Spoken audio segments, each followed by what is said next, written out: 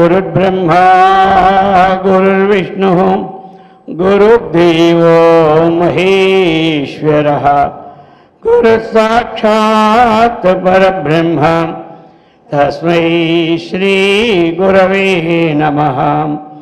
ओम शंकरं शंकराचार्यं केशवं बादरायणं सूत्रभाष्यकृतौ वन्दे भगवन्तो पुनः पुनः।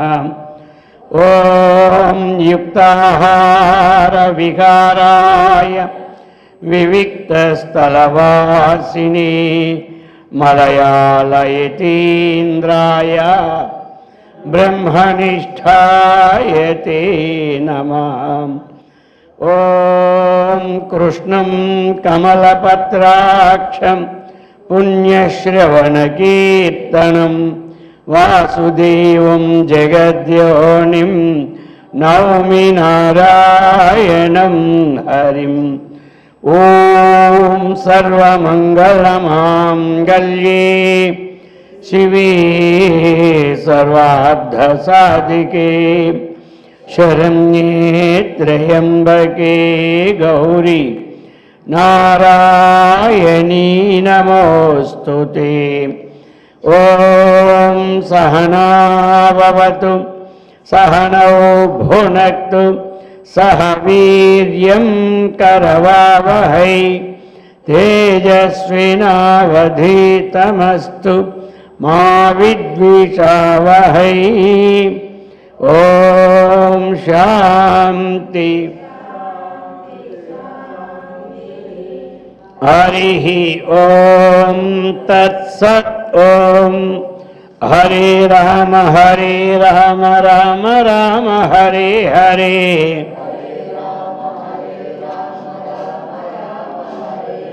हरे कृष्ण कृष्ण कृष्ण हरे हरे।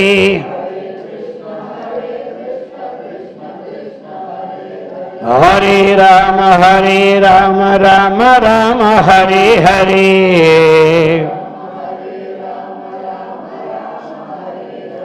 हरे कृष्ण कृष्ण हरे हरे।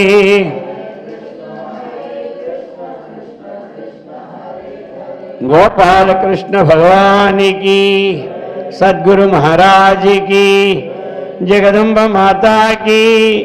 हर नमः पार्वती पते हर हर महादेव। पवित्रात्म स्वरूपुलగు प्रियात्म बंधुलारा, श्रीमत् शंकराचार्य विरचित प्रबोध सुधाकरं आत्मसिद्धि प्रकरणं అందులో 87వ శ్లోకం. యద్యపి జలదేరుదకం యద్యపి వా ప్రారకో అనిరస్తత్ర తదపి పిపాసాకులితః ప్రతీక్షతే చాతకో మేఘం. యతో అపి జలదేహే ఉదకం యతో అపి వా ప్రేరకః అనిలః తత్ర తత్వపి పిపాసాకులితః ప్రతీక్షతే చాతకః మేఘం. నిన్నను మొదటి శ్లోకం చెప్పుకున్నా. ఇందులో ఏమిటి శ్లోకం? అందులో ఆత్మసిద్ధి ప్రకరణంలో 86వది. ఈ సిద్ధి ప్రకరణానికి ఇది ఒకటి అన్నమాట. ఉత్పన్నేపి విరాగే వినా ప్రబోధం సుఖం న స్యాత్ స భవేత్ గురూపదేశాత్ తస్మాత్ గురుం ఆశ్రయేత్ ప్రథమం. ఇది ప్రథమ శ్లోకం. ఈ ప్రథమ శ్లోకంలో ఏమని చెప్పుకున్నాం? మొట్టమొదట మనకి గ్రంథ ప్రారంభం నుంచి 5వ శ్లోకం. ఆ 5వ శ్లోకంలో వైరాగ్యము, ఆత్మబోధ, భక్తి ఈ మూడు కూడా మోక్షానికి ముఖ్యాంగములు అనేక ఉండొచ్చు కానీ అని 5వ శ్లోకంలో మనకి చెప్పారు. ఫస్ట్ ప్రారంభం నుంచి 1 నుంచి 5. ఆ 5వ శ్లోకంలో వైరాగ్యము, ఆత్మబోధ, భక్తి మూడు ఇవి దేనికి అంతరంగ సాధనలు, దేనికి మోక్షానికి. ఆ అంతరంగ సాధన ద్వారా మనకేం కలుగుతుంది? మోక్ష ప్రాప్తి కలుగుతుంది.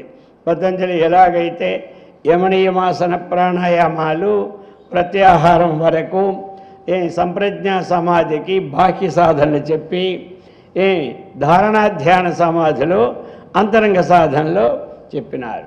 మళ్ళీ అసంప్రజ్ఞాత సమాధి వచ్చేసరికి ఇవన్నీ అంతరంగ సాధనలేను, బహిరంగ సాధనలు అయిపోతాయి అక్కడ. ఇక్కడ మరి ఎన్నో సాధనలు చెప్పి చెప్పి చెప్పి బాహ్య సాధనలు. అయ్యా నీకు నీ స్వరూపం తెలుసుకోవాలంటే నీకు అంతరంగ సాధన ఏమిటి? 1 వైరాగ్యం, 2 భక్తి, 2 ఆత్మబోధ, 3 భక్తి.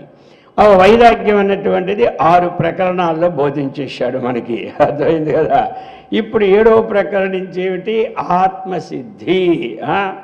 ఆత్మసిద్ధి అంటే ఏమిటి? మనకి ఆ యొక్క ఆత్మబోధ, అది అన్నమాట. ఇది ఇక్కడి నుంచి మనకి ఇంచుమించు 9 ప్రకరణాల వరకు ఈ ఆత్మబోధ నడుస్తుంది అన్నమాట. ఆ తర్వాత 3వ భక్తిపై దాని రిజల్ట్ అప్పుడేనమాట. అందుచేత ఈ ప్రకారముగా ఇది నిన్న ఇందులో మొదటి సారం. అయితే మరి ఇది రావాలంటే ఏం చేయాలి అంటే భవేత్ గురుపదేశాత్, ఇది సద్గురు యొక్క కృపచేతనం, అలాగని మహాత్ముల యొక్క ఉపదేశాల చేతనం ఇది దొరుకుతుంది. ఇది ఎక్కడ అంగట్లో దొరికేది కాదు, షాపింగ్ మాల్లో. అందుచేత సద్గురుం ఆశ్రయేత్ ప్రథమం. నీవు ఈ 3ని ఈ యొక్క ఆత్మబోధ పొందాలి అంటే ఏం చేయాలి? సద్గురువుని ఆశ్రయించాలని ఇది నేను చెప్పుకున్నటువంటి ప్రకరణంలో ఇందులో. ఇక ఇప్పుడు ఒక ఉదాహరణ ఇస్తున్నారు. అది ఎలాగ ఆశ్రయించినదో ఒక చేతక పక్షి, అలాగే ఇవి కూడా ఎన్నున్నా ఆశ్రయించాలన్నటువంటి ఉదాహరణ ఇస్తున్నారు. ఇప్పుడు యద్యపి జలదేహి ఉదకం యద్యపి ప్రేరకో అనిలస్తత్ర తదపి పిపాసాకులితః ప్రతీక్షతి చేతకః మేఘం. కాబట్టి జలదేహి అంటే జలధి అంటే జలానికి నిలయమైనటువంటిది, అది సముద్రం అన్నమాట. అందుచేత అటువంటి సముద్రము జలదేహే ఉదకం జలదుదకం. కాబట్టి ఆ సముద్ర ఉదకము యద్యపి ఉన్నప్పటికీ కూడా దానిని మేఘమేమిటి మార్చి కదలించుటకు అక్కడ ఏముంది? ఆ సముద్ర ఉదకం అక్కడున్నా అది ప్రేరక అనిల, ఆ గాలితోని ఆ కెరటాలు తన ఒడ్డుకు వచ్చినప్పటికీ అర్థమైంది కదా. ఈ యొక్క ఏం చేస్తుంది? అక్కడ అనిల అంటే వాయువు, అది వచ్చినప్పటికీ పిపాస ఆకులిత, అది పిపాస ఆకులిత, పిపాసతో కూడినటువంటి, అది పిపాసతో ఆకులితం అంటే పిపాస దప్పిక చేత అది త్రాగాలి అన్నటువంటి ఉద్దేశం కలిగినటువంటి ఆకులిత అంటే ఆ దాహం చేత ఆకులితం అంటే వ్యాకులం, అంటే వ్యాకులం అంటే ఏదో కష్టము బాధ. ఇప్పుడు మన నీళ్ళు తాగాలనుంది, ఎక్కడ దొరకలేదు, దొరకకపోతే ఎలా ఉంటుంది? అంతా మనకి ఇప్పుడు ఏంటంటే ఏది దొరకపోయినా టెన్షన్ పెరుగుతుంది కదా, అలా టెన్షన్లాగా ఉంటుంది. ఆ పక్షి కూడా టెన్షన్లాగా ఉన్నప్పటికీ అర్థమైంది కదా. అది చాతక మేఘం ప్రతీక్షతే, ఆ మేఘాన్ని చూస్తుంది అన్నమాట. అది సముద్రం ఒడ్డున నీరు ఉంటుంది, అక్కడే బోల్డో అంత వాటర్ ఉంటుంది, అది లోనికి వెళ్ళక్కర్లేదు, గాలి చేతి దాని దగ్గరికే వస్తుంది. వచ్చినా అక్కడ మబ్బేసిన మేఘాన్నే చూస్తుంది, కానీ దీన్ని తాగదనమాట. దీన్ని అది తాగదు. ఎందుకో అది చాతక పక్షి ఎప్పుడూ కూడా ఆ పడినట్టు భూమిని తాక్కుంటే నీరు తాగుతుంది. అది ఒక్కటే దగ్గరమైన భూమి మీద పడే తాగేవే, అర్థమైంది కదా. భూమి మీద వచ్చిన తర్వాత మనం ఫిల్టర్ చేసుకొని తాగుతాం. అది ఏమీ లేదు, దాని దశ అలాగుంది. ఏమంటారు, దాని నీళ్ళ బాటిల్ కొనుక్కోక్కర్లేదు, అర్థమైంది కదా. ఎక్కడ పెడితే అక్కడ తాగదు. అది ఎప్పుడు ఫ్రెష్ వాటర్. ఆ గంగా ఎప్పుడైతే అది ఎదురు చూసుకొని ఉంటుంది, అంతవరకు నూరిండిపోయిన సస్తాది, కానీ సావదులే చెబుతున్నానేమిటి. అలాగా దాంతో బాధపడుతుంది, కానీ అది అలాగా చూసుకొని అప్పుడు. అందుకని చాతక పక్షిని ఉదాహరణ తీసుకుంటారనమాట. అది ఎప్పుడు కూడా ఇంకో దగ్గరికి పోదని భాగవతంలో కూడా ఆ ప్రహ్లాద చరిత్రలో ఈ చాతక పక్షినే ఉదాహరణ తీసుకున్నాడు. ఎలాగైతే ఆ యొక్క దివ్య పాదార విందం, నీ యొక్క పాదార విందములను ఆశ్రయించినటువంటి చిత్తము ఏ రీతి చనును ఇతరమునకు, ఈ ఉదాహరణలన్నీ ఇస్తాడు. చేతక పక్షి ఇప్పుడైనా ఆ నీరే తాగుతుంది, కానీ ఇంకో నీరికి పోనే పోదు. దానికి ఎన్ని ప్రళయాలు వచ్చి నీరు వచ్చేసినా దాని కాళ్ళ దగ్గరికి వచ్చినా సరే తాగదు, వచ్చే అది అలాగా.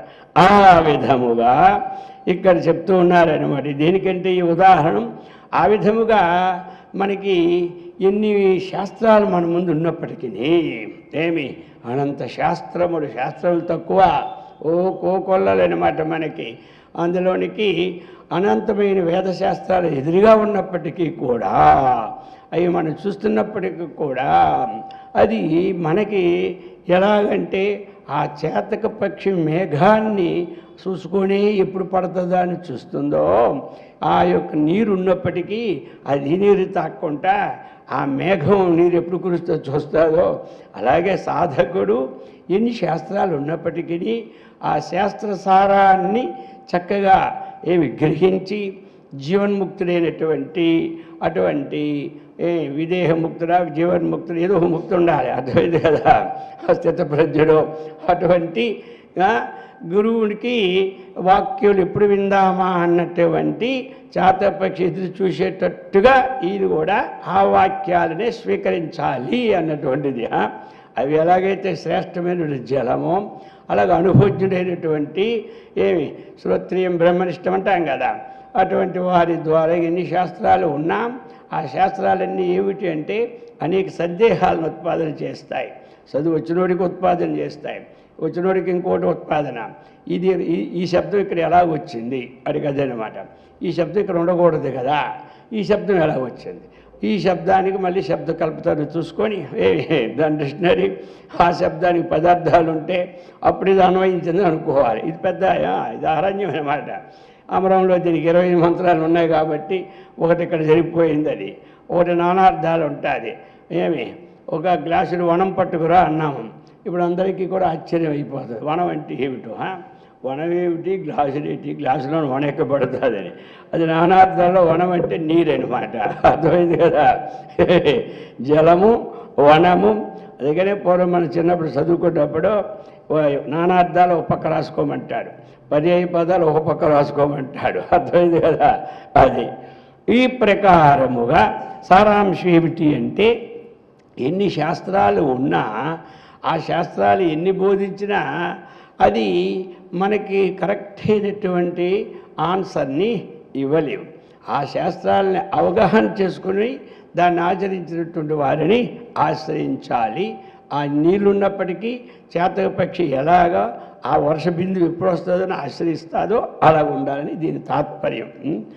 ఈ విధంగా చెప్పి ఇప్పుడు చెప్తున్నారు, త్రేధా ప్రతీతిరుక్తో శాస్త్రాత్ గురుతః తథా ఆత్మనః తత్ర శాస్త్రప్రవీతిరాదో యద్వన్ మధురో గుఢోస్తి అగ్రే గురుప్రతీతి దూరాత్ గుఢదర్శనం యద్వతు ఆత్మప్రతీతిరస్మాత్ గుఢభక్షణజం సుఖం యద్వతో త్రేధా ప్రతీతి ఉక్తో శాస్త్రాత్ గురుతః తథా ఆత్మనః తత్ర శాస్త్రప్రతీతి ఆదౌ యద్వత్తు మధురో గుఢో అస్తి ఇతి అగ్రే గురుప్రతీతి దూరాత్ గుఢదర్శనం యద్వత్ ఆత్మప్రతీతి అస్మాత్ గుఢభక్షణంజం సుఖం యద్వత్. ఇప్పుడు ఏం చెప్తున్నారంటే ఈ మూడు ఉండాలి మనకేమిటి అంటే ఒక ప్రమాణం. ఈ మూడు అన్వయం అయితే అప్పుడు మనకేమిటి అంటే ఆ జ్ఞానం బాగా కలిగినట్టు. ఒకటి ఏమిటి శాస్త్రవాక్యం, రెండు గురువాక్యం, మూడు మన అంతఃకరణం మనకి చక్కగా ఇది అన్వయం కావాలి. అర్థమైంది కదా. ఈ లోపల ఎంతవరకు అన్వయం కాలేదో అంతవరకు సందేహాలే అన్నమాట. సందేహాత్మ వినశ్యతి. అందుచేత అంతఃకరణములో కూడా దానికి అంటే ఆ ఆత్మ యొక్క అనుభవం లేకపోయినా శాస్త్రం చెప్పినటువంటి అనుభవం మనకు రావాలి. అర్థమైంది కదా. శాస్త్రం ఏది చెప్పిందో ఆ అనుభవం రావాలి. అది అంతఃకరణకి. తర్వాత ఈయన చెప్తాడా చెప్పలేదని వద్దు. ఆ అనుభవం చెప్పడానికి అది భిన్నంగా ఉంటే కదా చెప్పడానికి. తనకంటే భిన్నమైంది ఏడని చెప్తాడు కానీ తనవే అనుభవం. అర్థమైంది కదా. అందుచేత అది లోనికి వెళ్ళాక చెప్పలేదని చెప్పాడు ఆ సంగతి. ముందేమిటంటే మనకు సరిపోవాలి కదా. ఏదో చెప్పారు కానీ నా మనస్సుకి అంత అది అంగీకరించలేదే. నీ మనసుకి ఏమైనా అంగీకరించి నాకు అంగీకరించిందంటే అప్పుడు అర్థమైంది. వాడు చెప్పిన మాట విన్నాము కానీ ఆ మాట ఏమిటి దేనికైనా సరిపోద్దంట. మన బుద్ధికే మన అంతఃకరణ నా మనసుకే అది సహించడం లేదు. వాడు ఈ పని చేయమన్నాడు, ఒకడు వచ్చి ఆ పని నాకు సహించడం లేదంటే ఇప్పుడు ఏమైంది? అన్నాడు కొట్టేసి ఆ డబ్బులు తెచ్చి అన్నాడు. అర్థమైంది కదా. ఇప్పుడు వీడికి సహించడం లే. ఇప్పుడు ఏం చేయాలి? అది కదా. అర్థమైందా? అది అధర్మ బుద్ధి కాబట్టి వాడిని కొట్టి తెచ్చుకోవడం అధర్మ బుద్ధి. లేకపోతే వాడు వెళ్తూ ఉంటుంటే కొట్టకుండా ఆ బ్యాగ్ లాక్కొని వచ్చి మనవాడు ఇది చేయాలి. ఇప్పుడు వద్దా? ఇదేనమాట. ఇది మనసుకి ఒప్పుకోవాలా వద్దా అంటే వాడు చెప్పాడు ఒక మనిషి. వాడు చెప్పిన వాక్యం ఇప్పుడు మనసుకి సహించిందా? సహించలే. అలాగనే ఎవరు చెప్పినా అదేమిటంటే శాస్త్రానికి సరిపోవాలి. అటువంటి వాక్యం గురువు చెప్పాలి. అది మన మనస్సుకి కరెక్ట్గా ఇది సరిపోయిందని అనుకోవాలి. ఈ మూడు అంటేనే అప్పుడు మనకి జ్ఞానం త్రివేణి సంఘం కలిసినట్టు అనమాట. అర్థమైందా? దేనది కానీ తీరిపోయినట్టు అనమాట. అందుచేత ఈ ప్రకారముగా చెప్తున్నారు. త్రేధా ప్రతీతి ఉక్త. త్రేధ అంటే మూడు విధములుగా ప్రతీతి జ్ఞానం అనేది ఉక్త చెప్పబడినది. ఈ ప్రకారముగా ప్రతీతి అంటే ఏమిటి? దేన్నైనా తెలుసుకోవడం జ్ఞానం అన్నమాట. అది కాబట్టి దేన్నైనా తెలుసుకోవాలి అంటే మనము ఈ మూడు కరెక్ట్గా ఉండాలి. ఏ మూడు? ఒకటి శాస్త్రవాక్యం ఉండాలి, రెండు గురువాక్యం ఉండాలి, రెండు ఆత్మనః తనకి అది ఎప్పుడూ కూడా సరిపోవాలి వాక్యం. అది అన్వయం చేస్తారు ఇక్కడ. ఆ ప్రకారముగా తత్ర ఆ మూడింటిలో శాస్త్రప్రతీతి ఆదౌ. శాస్త్రప్రతీతి మొట్టమొదట చెప్పినటువంటి శాస్త్రజ్ఞానం అనేది శాస్త్రప్రతీతి అన్నమాట. యద్వత్తు అది ఏ విధముగా మధుర గుడ హస్తీతి శాస్త్రజ్ఞానం చెప్పారు. గుడ బెల్లం ఎలా ఉంటుంది అంటే మధుర అస్తి బెల్లము తీపుగా ఉంటున్నది అన్నటువంటిది చెప్పేది శాస్త్రం చెప్పింది. ఉదాహరణ దాన్ని బట్టి అన్ని ఉదాహరణ మనకు జోడించుకోవచ్చు. ఒక ఉదాహరణ క్లియర్ అయిపోతే అన్ని ఉదాహరణలు క్లియర్ అయిపోతాయి. అర్థమైంది కదా. అందుచేత శాస్త్రంలో చదువుకున్నారు. చదువుకునేటప్పుడు ఏమిటంటే గుడ తీపి ఉంటుంది. గుడ అంటే బెల్లం, ఇంకేమీలే. కాబట్టి అటువంటి బెల్లము తీపిగా ఉంటుంది శాస్త్రం చెప్పింది. సరే, ఇప్పుడు ఆ బెల్లం ముక్క ఇది బెల్లమా లేకపోతే అల్లమా అని తెలియాలి కదా ఇప్పుడు, అర్థమైంది కదా. అందుచేత అది ఆ గురువుగారు ఎదురుగా బెల్లాన్ని పెట్టి, అర్థమైంది కదా, ఇది బెల్లమే, ఇంక సందేహం లేదు, ఏదంతే కదా, ఇప్పుడు ఇది బెల్లమే. అది ఎందుకంటే కొంతమంది ఏమి సాక్షాత్తుగా ఇప్పుడు ఎలాగంటే ఇది ఒక ఆవులు కాసేవాడు ఉన్నాడు. ఆ ఆవులు కాసేవాడు ఏమిటి అంటే ఓ రోజు అడగబోతుంటాడు. పోతూ ఉంటుంటే ఇవన్నీ కాసుకొని కూర్చుంటాడు. ఆ గోపాలకృష్ణునేమో అప్పుడప్పుడు అనుకుంటుంటాడు, అమ్మ అనుకోమంది, ఖాళీ కూర్చోగరా కర్ర పట్టుకొని, అప్పుడప్పుడు కృష్ణుడు అనుకుంటుండు, ఆ కృష్ణుడు అని. సరే ఎప్పుడు అనుకుంటాడు వాడు ఖాళీ కూర్చున్నప్పుడు. ఈలోగా వాడు చెట్టు ఎక్కి కూర్చున్నాడు. ఆ చెట్టు కింద ఒక పండితుడు ఇచ్చాడు. ఆ పండితుడు ఎలాంటి వాడంటే 3 పూటలు బ్రహ్మాండంగా సంధ్యావందనం చేస్తాడు, అర్థమైంది కదా. టైం ప్రకారం 12 అంటే 12 ఏం మారకూడదు. అలా అక్కడ ఇల్లున్నా అక్కడికి వెళ్తే 12:05 అయిపోద్దని ఇక్కడే కూర్చుంటాడు. అలాంటి రకమన్నమాట, అంత నిష్ఠాపరుడా. కాసేపు వెళ్తే పోతుంది. ఎక్కడ మన పూజా హాస్పిటల్ దగ్గర ఇల్లు అనుకోండి, ఇక్కడ 12 అయింది అనుకోండి, ఆ గాబరాబాడు ఇక్కడే కూర్చుంటాడు అంతే. స్వామీజీ ఇక్కడ కొంచెం చేసుకుని వెళ్ళిపోతాను అంటాడు. అలాంటి వాడు. అందుచేత కూర్చున్నాడు, చేశాడు. వీడు పైనుంచి చూస్తూ ఉన్నాడు.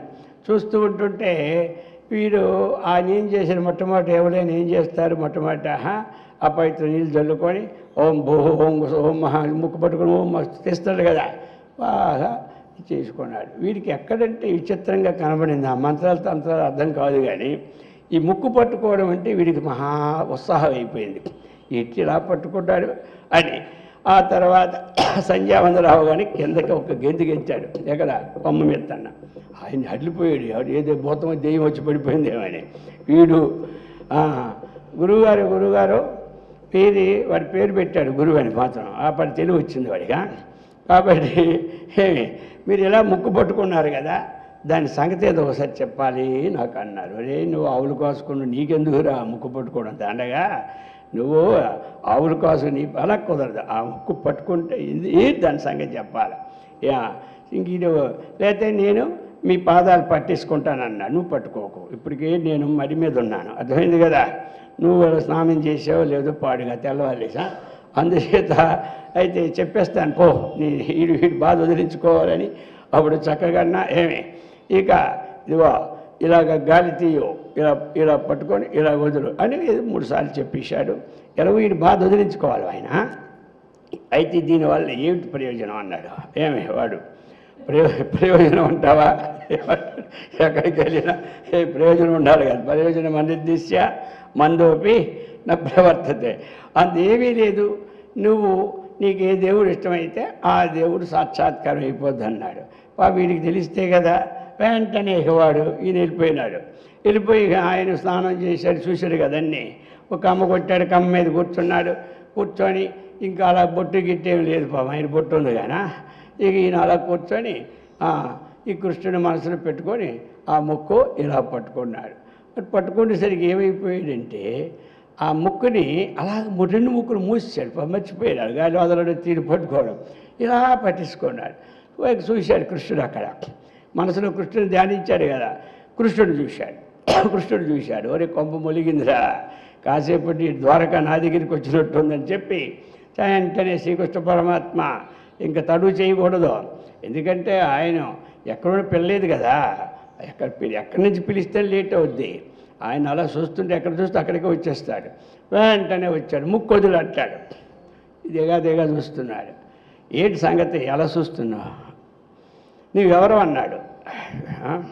నేను కృష్ణుడు అంటే మా అమ్మ చెబుతుంది, ఆ కృష్ణుడు నువ్వు అని అంటున్నాడు.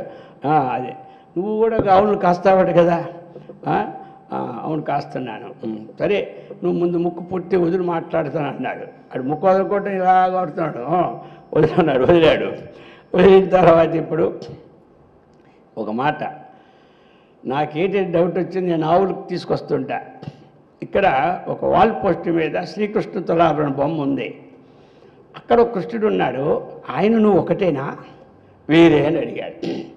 వాడెవడురా వాడు ఎన్టీ రామారావు, ఆ శ్రీకృష్ణ తులాభరణ నాటకం వేసిన వాల్ పోస్టు నేను ద్వారకావాసును ఆయన హైదరాబాద్ అని చెప్పాడు ఎవరు. ఓహో ఆయన వేరు నీ వేరా, సరే అయితే సరే ఏదైనా సరే నాకు నమ్మకం చాలడం లేదు. అందుకని మా గురువుగారి దగ్గరికి వెళ్ళి ఆయన తీసుకొస్తా. ఈయన కృష్ణుడు అంటేనే ఒప్పుకుంటా, కాదన్నాడా మళ్ళీ ఆయన చెప్పిన ముక్కు నేను మూసుకుంటా. అర్థమైంది వచ్చిందాకా. సరే పో అన్నాడు. ఇంకేం చేస్తాం, కర్మగాలింది వీడితోనే. ఎక్కడ సిక్కిపోతాడు ఒక దగ్గర, ఎవరు ఏమి తెలియనోడి దగ్గర సిక్కిపోతాడు ఎవరు, భగవంతుడు.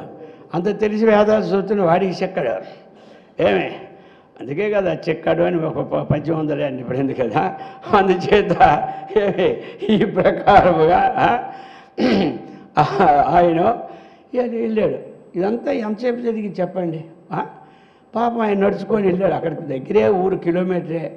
ఇక ఈయన పరిగెట్టి పోయినాడు. వెళ్ళేసరికల్లా గురుగారు ఆగండి రండి. ఏమిటి రారా, ఏం సంగతి, నాకు తిన్నావా ఈరోజు, నేను వెళ్ళాలా, వంట చేసుకోవాలి, నువ్వు నా పాలిట ఎలా దగ్గరే పెట్టిన తెల్లారిసరికి అంటాడు ఆయన. మీరు చెప్పినట్టు దేవుడు వెళ్ళిపోచ్చాడు. దేవుడు ఈరోజు పిచ్చోళ్ళు, దేవుడు ఏంటి రావడం ఏంటి, ఇన్ని దినాలు పెట్టి సంధ్యావనం చేస్తుంటే నాకే లేదు, దేవుడు వీడికి వచ్చాడా, పోపా అన్నాడు. లేదు దేవుడు వచ్చాడు స్వామి అంటాడు. రాకపోతే పదండి నీ ఇంటికి వచ్చి మీ వంట అయిపోయి భోజనం అయిందాక ఆయన్ని నేను అక్కడ ఏం చేశానంటే ఒక మాట చెప్పా, నువ్వు వెళ్ళిపోతావేమో అని చెప్పి ఆయన ఏమైనా చేసుకోమంటే 4 కన్నీళ్ళు తెచ్చి రాట కట్టేసి వచ్చేసా, నువ్వు ఎప్పుడు వస్తే అప్పటి వరకు ఉంటాడట ఆయన చెప్పాడు. అయితే ఇంకా 10 ఇప్పుడే 10 అన్నాడు. ఈ గోడ మన్నదిగా వెళ్ళాడు. ఇప్పుడు చూసారా ఆయనకి కనబడతాడు, ఎవరికి, పశువులు కాపరికి. ఈయనకి కనబడ్డు. ఒరే పిచ్చోడా, నేను మొదటే అనుకున్నాను దేవుడు లేదు దెయ్యమే లేదు ఇక్కడ. అర్థమైందే, దేవుడు ఏమయ్యా కృష్ణ పరమాత్మ ఒక్క మాట అంది, నీకు చాలా మాయలు ఉంటాయట కదా అన్నాడు. నిజమేనే అన్నాడు. నిజమే అన్నాడు ఎవరు, ఆయన. నీ దగ్గర మాయ లేదు కానీ వాడి దగ్గర నాకు మాయ అన్నాడు. ఆయన దగ్గర నాకు మాయ, ఏం మాయ, నీ అంతా పట్టుదల లేదు, ఏదో చేసేస్తాడు పోతాడు అంతేగాని నువ్వు ఏమి హతోవా ప్రాప్సే స్వర్గం జిత్వావా భోక్షేమహ్యం అన్నట్టు నువ్వు ఉన్నావు. అందుచేత అదంతా కుదరదయ్యా, గురువు గారు ఒప్పుకోవాలా ఇది కృష్ణుడని. ఆ సంగతి తేల్చవా లేదా నువ్వు వెళ్ళిపో, నా ముక్కని నువ్వు కృష్ణుడు కాదనుకుంటాను అన్నాడు. సత్యావరా బాబు ఇది ఎక్కడ అని అప్పుడు ఆయనకి కనబడ్డాడు. ఎందుకు చెప్పడం అంటే ఏమి ఆ ప్రకారంగా ఇప్పుడు ఇక ఆయన అప్పుడు చూసి సాష్టాంగ దండం పెట్టి, ఆహా కృష్ణుడు లీలామానుష విగ్రహుడు, ఈయన సామాన్యుడా ఏమిట్రా, నువ్వు నా గురువు ఏడుస్తున్నావు కానీ అసలు నిన్నే గురువు అనుకో నేను ఈ దినం నుంచి అన్నాడు ఆయన. చీచి అలాగనకూడ గురువే, శిష్యుడే. తర్వాత అదంతా జ్ఞానం వస్తే అప్పుడు గురువునైవ శిష్యం శివోహం, ఇప్పుడు ఎందుకు అదంతా. అందుచేత ఈ ప్రకారముగా బోధ అది ఇప్పుడు చెప్పడం ఏంటంటే ఎదురుగా ఉన్న వస్తువు అది ఏమిటి అని నిర్ధారణ చేయాలి. అర్థమైంది కదా. అప్పుడు ఈయన వెళ్ళిపోయాడు. ఇంకా కథ వరకు చిన్నదొందు చెప్పేస్తాం. ఈయన సహా సంతోషం వేసింది ఎవరికి, శ్రీకృష్ణుడికి. ఈ విట్రా ఎంత విశ్వాసము, శాస్త్రస్తి గురువాక్యస్య సత్యబుద్ధ్యావధారణ సా శ్రద్ధ కథిత సద్భి ఏయా వస్తువుపలభ్యతే. శంకరాచార్య రాసింది కరెక్ట్గా పాటిస్తున్నాడు వీడికి అని చెప్పి, సరే నీ భక్తికి మెచ్చిన ఒక వరం కోరుకోమన్నాడు ఎవరు, కృష్ణుడు. వరం అంటే ఏమిటి అన్నాడు వాడు. ఇప్పుడు తెలిస్తే కదా వరం అంటే, అదేమైనా పండు అన్నాడు. పండు కాదు కాయ కాదు, అర్థమే కదా. వరం అంటే నువ్వేమంటే అది అయిపోద్ది అన్నాడు. ఇది అనమాట. అదే వరం మనకిస్తే ఏమంటే అది అయిపోద్దంటే అది నా చేతులు నేను ఎవరిని ఏమనుకుంటే అది అయిపోవాలి, లేకపోతే నేను ప్రధానమంత్రిగా ఉండాలి ఒక 25 ఏళ్ళు, ఎవడు బాంబు వేసి నేను చావకూడదు, ఇది మన వరం. వాడేమన్నాడంటే వరం కోరుకుంటా, నువ్వు చెప్పే కాబట్టి నాకు తెలియదు ఇలాంటివన్నీ అడగడం పోవడం, అది ఏది చెప్పింది చేయడమే కానీ అడుక్కునే బుద్ధి నాకు లేదన్నాడు. ఎవరు అప్పసులు కాపలే. ఆయన గురువుగారు చెప్పారు చేశాను అంతేగాని ఏదైనా అయినా నువ్వు చెప్పావు కాబట్టి కోరుకుంటున్నాను. నేను ఈ అడవిలోకి వస్తా, వచ్చిన వెంటనే కృష్ణ అంటాను. నువ్వు తొందరగా రావాలి, వచ్చి మనం ఇద్దరు ఆడుకోవాలి, 1 గంట 1/2 గంట పాడుకోవాలి. వెళ్ళిపో, అంతే చాలు అన్నాడు. ఇది మనం కోరుకున్నాడు. అర్థమైంది కదా. రాలేదా, నాకేం సంబంధం, ఇగో చూసావు కదా ఇది పడతానన్నాడు. ఎందుకంటే నువ్వు ఇచ్చిందాకా మా గురుగారు చెప్పేశారు, నువ్వు పట్టుకొని అలా ఉంటే వస్తాడన్నాడు, వచ్చేసావు, అంతే చాలా. ఈ ప్రకారముగా అందుకు ఒక విధాన్ని తెలుసుకోవాలి. అది ఏమిటని తెలుసుకోరు కదా. నిమ్మపండ లేకపోతే బెల్లం అని. ఆ విధముగా గుడ ఆయన ఏం చేస్తాడు, అగ్రే గురు ప్రతీతి. నెక్స్ట్ రెండో మార్గం ఏంటి, గురువు యొక్క జ్ఞానం. దూరాత్తు గుడ దర్శనం యద్వాత్, అక్కడ గుడ ఉంది, అక్కడ ఉండి ఇది బెల్లం అని చెప్పారు. ఎవరు, గురువు గారు. ఇది ఏంటి బెల్లం అంటే ఎలాగా ఇది వస్తుంది అని అడిగాడు. ఎవరు, ఆయన. బెల్లం అంటే ఇది చాలా ప్రాసెస్ ఉంది. ఇదేంటంటే చెరుకు పండిస్తారు, ఆ చెరుకు నుంచి అది రసం తీసి ఆ రసాన్ని మరగబెట్టి ఆ మరగబెట్టినటువంటిది ఇది బెల్లం అని చెప్పినాడు అనమాట. చెప్పాలి కదా మరి. బెల్లం అంటే ఎక్కడి నుంచి వచ్చింది, ఇది అలా వచ్చేసిందా, ఇలాగే పుడుతుంది బెల్లము, తెలియదు కదా పాపం. తెలిసిన అడగాలి కదా. ఇప్పుడు పండు అంటే చెట్టుకు పుడుతుంది, బెల్లం మొత్తలు చెట్టుకు పుడితే ప్రాసెస్ అక్కర్లే. అర్థమైందా. అందుచేత ఇది ఒక అన్నీ చెప్పాడు. అలాగనా, ఇది మరి తీగా ఉంటుంది అన్నాడు. అది ఆ ప్రకారముగా దూరాత్ గుడ దర్శనం యద్వతో ఆత్మ ప్రతీతి అస్మాత్ గుడ భక్షణజం. ఆ తర్వాత ఏం చేశాడు, ఆ గుడాన్ని తిన్నాడు. అర్థమైంది కదా. ఇప్పుడు తీపిగా ఉంటుంది అన్నాడు కాబట్టి తీపిగానే ఉందని చెప్పాడు. అర్థమైంది కదా. ఏమన్నాడు, ఆయన తీపిగా ఉందని ఈ శాస్త్రంలో చెప్పింది, గురువు చెప్పాడు కాబట్టి ఇంకా మరిది తీపిగా ఉందని తెలుసుకున్నాడు. ఇది అనమాట. అందుకో ఆ తీపి రెండు రకాలన్నమాట. ఇంతకుముందు ఇంకొక వస్తువు ఏదైనా తింటే అది తీపిగా ఉంటే దానిది పోల్చుకొని తీపిగా ఉందనొచ్చు. అర్థమైంది కదా. లేనప్పుడు ఏమిటి, ఇది తీపి అన్నటువంటిది ఇది తీపిగా ఉంటుంది, ఇది తీపి అని ఆయన గుర్తుపెట్టుకున్నాడు. ఆ పక్కనే వెంటనే ఏం చేశాడు అంటే కాస్త వేపాకులు ఉన్నాయి, అది సగ్గా ముద్ద చేశాడు. ఎవరు, గురువుగారు. అర్థమైంది కదా. ఆ ముద్ద చేతులు పెట్టాడు. పెట్టా, ఇది నువ్వు తిన్నావు కదా, నోరు కడుక్కోమన్నాడు. అర్థమైందా. కడుక్కున్నాడు. వెంటనే ఈ ముద్ద పెట్టాడు. అది తిను అన్నాడు. తిన్నాడు. రెండు ఒకలాగా ఉన్నాయి అన్నాడు. అచ్చచ్చా ఇదేంతంతా అది ఒకలాగా ఉంది అన్నాడు. ఏంటి, వేపాకుల ముద్ద, మరి అది ఎలాగ ఉంది అన్నాడు. అచ్చా అది చాలా బాగుంది అన్నాడు. ఏమిటి, అది తింటూ ఉంటే ఒకలాగా ఉంది, తింటుంటే అంతా చేదు కంటే అది ఒకలాగా ఉంది అన్నాడు. అర్థమైపోయింది కదా. పోయింది. నిమ్మపండు తీసుకొచ్చాడు. ఆ నిమ్మపండు శుభ్రంగా పూలు పెట్టాడు. అర్థమైంది కదా. చేస్తే తాగు అన్నాడు. ఉట్టి నిమ్మరసం తాగినాడు. ఎలా ఉంది అన్నాడు. ఇది ఒకలాగా ఉంది అన్నాడు. ఈ నిమ్మపండు రసం ఒకలాగా ఉంది అన్నాడు. అది ఎలా ఉంది అన్నాడు. అది ఓ మిరపకాయ తెచ్చాడు. ఆ మిరపకాయ బాగా ముద్దనూరి చేతిలో పెట్టాడు. వీడికి ఎలాగ ఉందంటే మొత్తం నాలుగు మండిపోతుంది. ఏది బాగుంది అన్నాడు. ఆ బెల్లమే బాగుంది అన్నాడు. అర్థమైంది కదా. అర్థమైందా. అది బెల్లం అని అప్పుడు తెలుసుకున్నాడు. అర్థమైంది కదా. మరి ఆ బెల్లం తిన్నప్పుడు చక్కగా ఉంది, ఈ చేదు తిన్నప్పుడు అటు ఇటు బుర్ర ఊపినాడు, పులుపు తిన్నప్పుడు అలాగా ఊపినాడు, మిరపకాయ తిన్నప్పుడు ఇంకా చేసుకున్నది. ఈ విధంగా ఇది బెల్లం. ఏది అలాగనే ఏది ఆత్మ, ఏది అనాత్మ, ఏది వస్తువు మనకు ఛేదిస్తుంది, ఏ వస్తువు తీపి ఉంటుంది, ఏ వస్తువు అమృతంలాగా ఉంటుంది, ఇవన్నీ కూడా చక్కగా చెప్పినప్పుడు అది.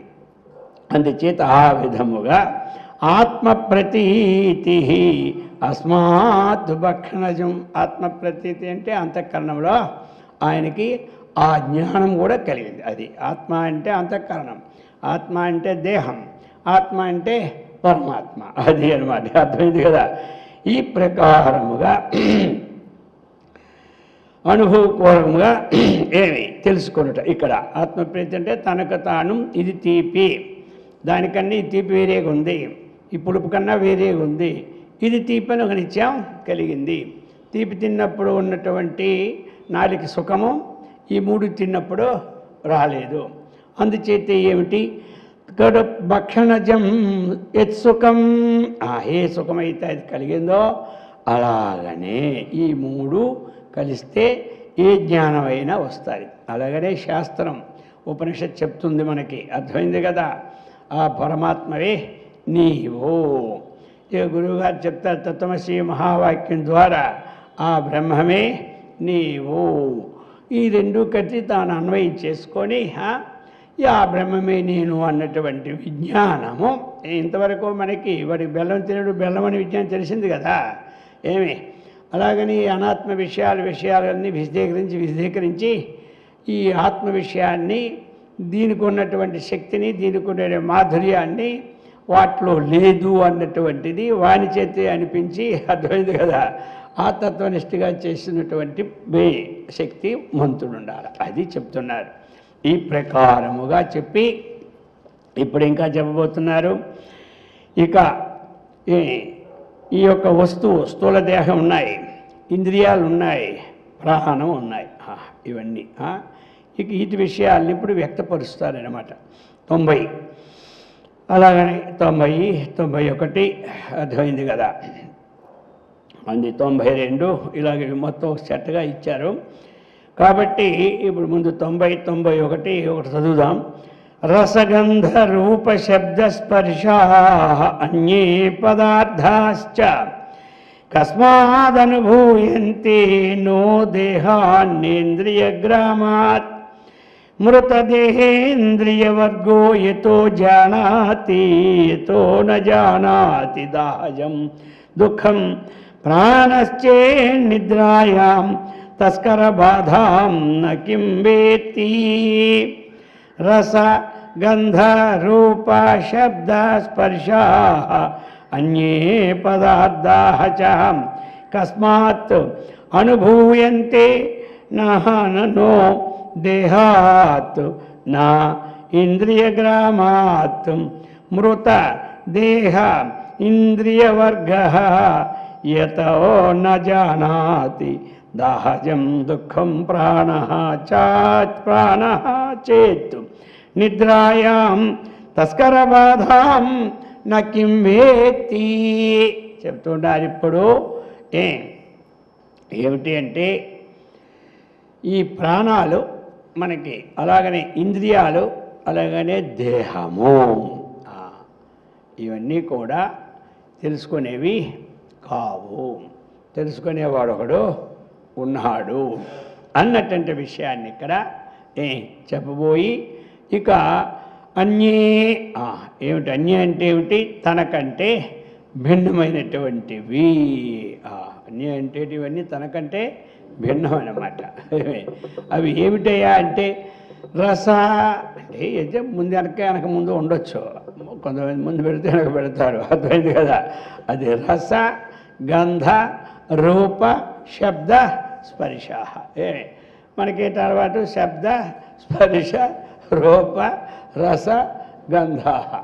కింద నుంచి పైకి వెళ్ళినా, పైనుంచి కిందకి వెళ్ళినా ఉన్నవి 5 కదా.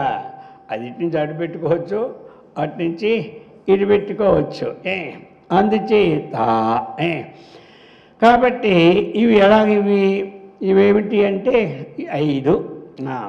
రసము అనేది మనకి గుణము, రుచి గుణం, అంతే కదా రసం. గంధం ఏంటి, వాసన గుణం. అలాగని రూపం ఏమిటి మనకి, అది విచిత్రమైన రూపాలని చూపిస్తూ ఉంటుంది అన్నమాట. రస గంధ రూపం, నలుపని తెలుపని అవన్నీ. అలాగనే శబ్దం ఏం చేస్తుంది, అనేక ధ్వనులను కలుగు చేస్తుంది. స్పర్శం ఏం చేస్తుంది, మనకు శీతము ఉష్ణము, అలాగనే గట్టి మెత్తని ఇటువంటి అన్నిటినీ కలుగు చేస్తుంది. అవి ఏమిటంటారు, వాటికి విషయాలు. ఇట్నేమన్నారు, విషయాలు. అది అన్నమాట. ఇప్పుడు ఈ విషయాలు గ్రహించగలవా అన్నటువంటి విషయాన్ని చెప్పి దాన్ని నిషేధం మళ్ళీ చేస్తారు. ఆ విధంగా పదార్థ, ఇవన్నీ ఏమిటి? పదార్థాలు. ఇవన్నీ పదార్థాలు అన్నమాట. ఇవన్నీ ఏం పదార్థాలు? ఇవి మనకి రసముఖ పదార్థం, గంధముఖ పదార్థం, రూపముఖ పదార్థం, శబ్దముఖ పదార్థం, స్పర్శముఖ పదార్థం. మరి ఇవన్నీ ఒకటికి అక్కడి నుంచి కనపడితే ఇవన్నీ పదార్థాలు అనమాట. ద్రవ్య గుణకర్మ సామాన్య విశేష సమవాయ అభావ సప్త పదార్థ అని పేరు పెడుతుంటాడు. మళ్ళీ దాన్ని విడదీస్తుంటాడు అనమాట. అలాగా ఆ ప్రకారముగా ఇక్కడ ఈ పదార్థాలు ఇవన్నీ కూడా ఏమిటి? పదార్థాలు చెప్తూ ఉన్నారు. ఈ వస్తువులను పదార్థాలు ఇవి కస్మాత్ అనుభూయంతి, అది ఈ ఎవరి వలను అనుభవింపబడుచున్నాయి? అవి స్వయంగా అనుభవిస్తున్నాయా లేక ఇది ఎవరి ద్వారా అనిపిస్తుంది? ఈ పదార్థాలను అనుభవిస్తున్నది ఏమి? ఇంద్రియాలు అనుభవిస్తున్నాయా లేకపోతే కస్మాత్ ఎవరి వలన అనుభవిస్తున్నాయి? మనకిప్పుడు విషయాలకి ఇంద్రియాలకి సంబంధము కదా. విషయము వేరు, ఇంద్రియము వేరు. విషయాలు బయట ఉంటాయి, ఇంద్రియాలు మన దగ్గర ఉంటాయి. అర్థమైంది కదా. ఆ విషయాలను అనుభవించేవి ఇంద్రియాల కన్నా ఇంకెవడు కస్మాత్ ఎవరి వలన అనుభవిస్తున్నారా అన్నటువంటిది ఇప్పుడు విచారణ. అర్థమైంది కదా. అది అంటున్నారు. కస్మాత్ ఇటువంటి పదార్థాలన్నీ వస్తువులన్నీ కూడా కస్మాత్ అనుభూయంతి. కస్మాత్ ప్రశ్న అనమాట. కిం శబ్దం అంతా ప్రశ్నను సూచిస్తుంది అనమాట. కేనా కేనేషితం పద్ధతి ప్రేషితం తృతీయ భక్తది. అలాగే కిం ఏమి ఆ ప్రకారంగా కేనా కస్మై ఎవరి కొరకు పట్టిపోతున్నావు ప్రశ్న అనమాట. కస్మాత్ ఎవరి వలన అలాగే అనమాట. అది కస్మాత్ ఎవరి వలన అనుభూయంతే అవి అనుభవింపుతున్నాయి అనగా వాళ్ళని అనుభవించేవాడు ఎవరు? ఇది ప్రశ్న. ఈ విషయానుభవం ఇక చెప్తున్నారు. నా దేహాత్, ఈ విషయానుభవం మాత్రం శరీరం అనుభవిస్తుందా అంటే శరీరం వల్ల కాదు తేల్చాడు. అర్థమైంది కదా. ఈ విషయాలు శరీరం అనుభవిస్తుందంటే శరీరం వల్ల కాదు. ఇంకా ఏమిటి? నా ఇంద్రియ గ్రామాత్, గ్రామం అంటే సమూహం కాబట్టి శ్రోత్రత్వ చక్షు జిహ్వ గ్రాణాలు ఉన్నాయి మనకి, జ్ఞానేంద్రియాలు. ఇవి కర్మేంద్రియాలు అన్నీ ఉన్నాయో జ్ఞానేంద్రియ పని తీసుకోండి. అందాక ఏం పోయింది? ఇంద్రియాలు మొత్తం తీసుకోవచ్చు. మొత్తం ఇంద్రియ గ్రామాత్ అంటే ఇంద్రియ సమూహం వలన అంటే కాదు. ఇంద్రియ సమూహం వలన పదార్థ జ్ఞానం కలగడం లేదు. దేహం వలన పదార్థ జ్ఞానం మనకి ఈ పదార్థ వీరం తీపొంది, ఈ పదార్థం చేదుంది, ఈ పదార్థం ఉప్పుందని కలగడం లేదు. మరి ఏమి ఆ విధంగా ఒక స్పర్శం వల్ల బతికి ఉండేటప్పుడు మనకి ఒక స్పర్శ ఉందనుకోండి, అది టక్కుని జ్ఞానం కలుగుతుంది, కాలిపోతుంది. అర్థమైందా? కాలిపోతూ ఉంటుంటే దానికి మనస్సు బాధపడుతూ ఉంది.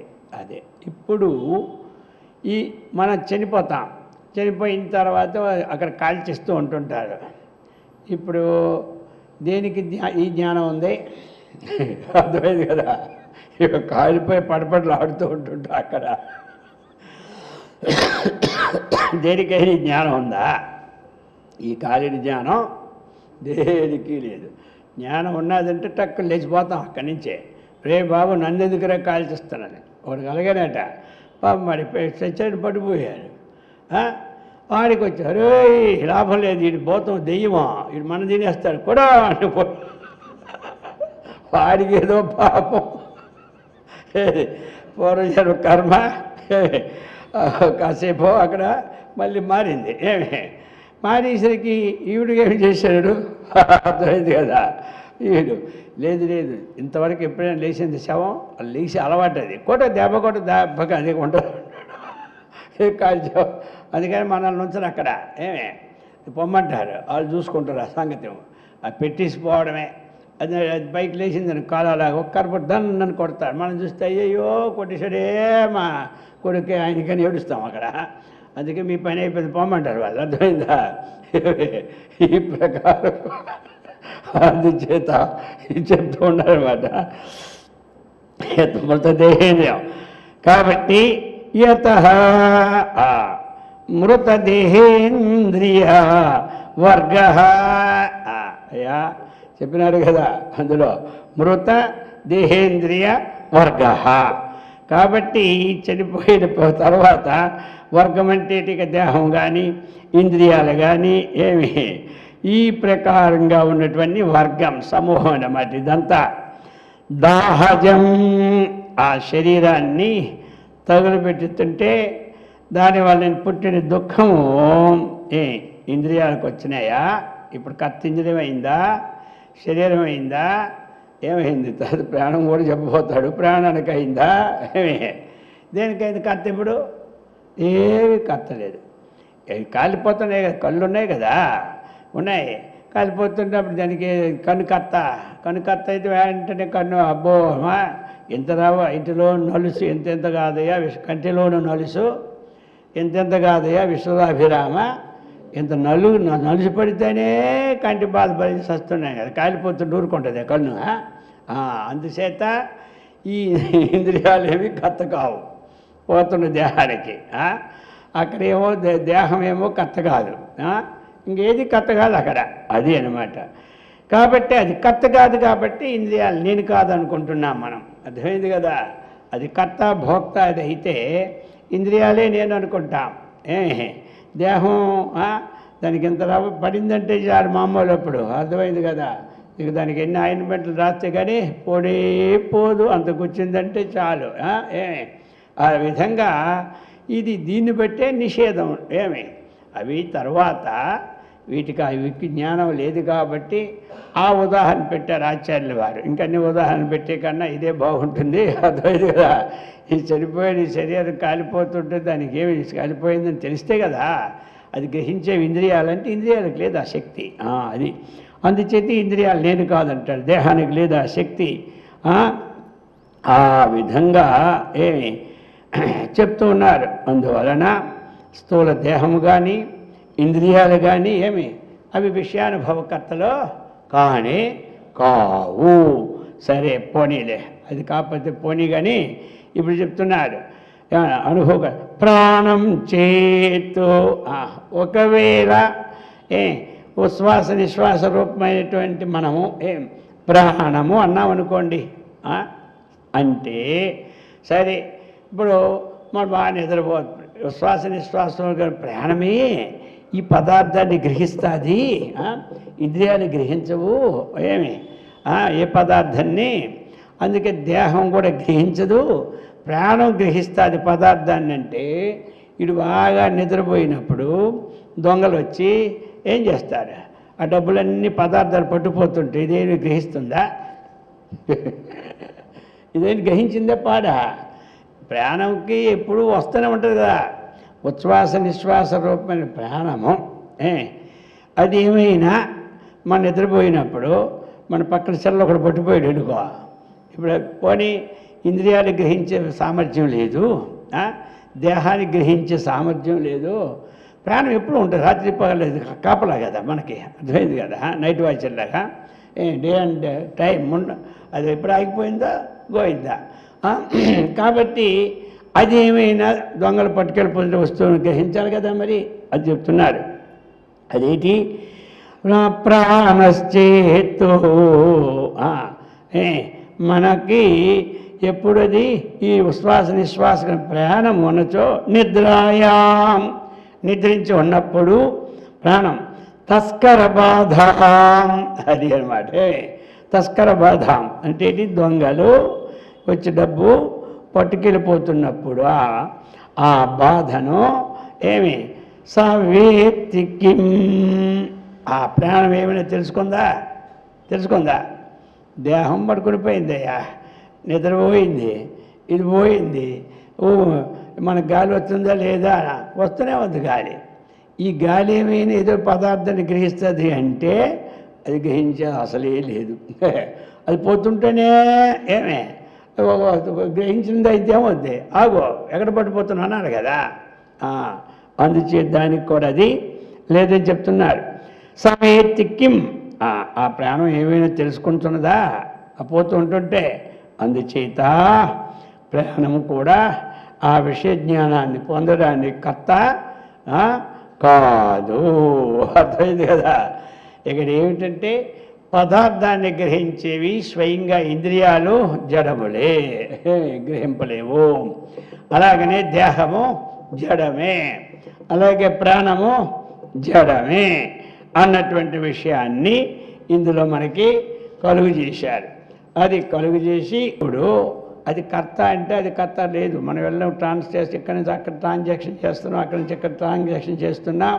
సిమ్ము కర్త అంటే కుదరదు, అర్థమైంది. సిమ్ము లేకపోతే ట్రాన్సాక్షన్ పోదు, అర్థమైంది కదా, ఉండాలి.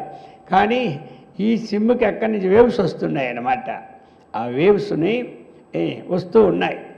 ఆ వేవ్స్ అన్నటువంటి దీనిలో వచ్చి కూర్చో, ఆ ఛాయ్ దీని ఎందుకు పడుతూ ఉంటుంటుంది, అర్థమైంది కదా.